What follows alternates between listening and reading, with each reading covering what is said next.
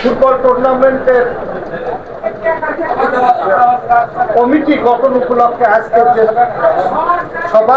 সবার সম্মানিত আহ্বায়ক জনাব আতিকুর রহমান আতিক চেয়ারম্যান, বগুড়া সদর থানা সাংগঠনিক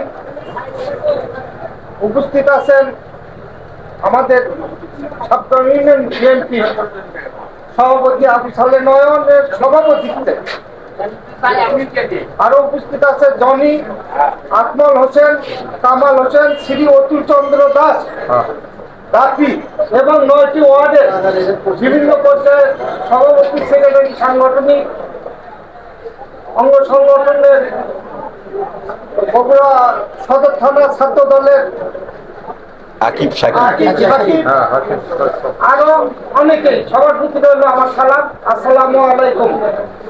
আমাদের সাবকা ইউনিয়নের 9টি ওয়ার্ডে যে টুর্নামেন্ট ফুটবল খেলা প্রতিযোগিতা হবে, সেটা লটারি কিভাবে হবে সেটা আমাদের যে কমিটি, সদর থানার যে কমিটি আছে, ওনারা লটারির মাধ্যমে নির্ধারণ করবে এবং আমরা সুশৃঙ্খল ভাবে প্রত্যেকটি ওয়ার্ড থেকে 11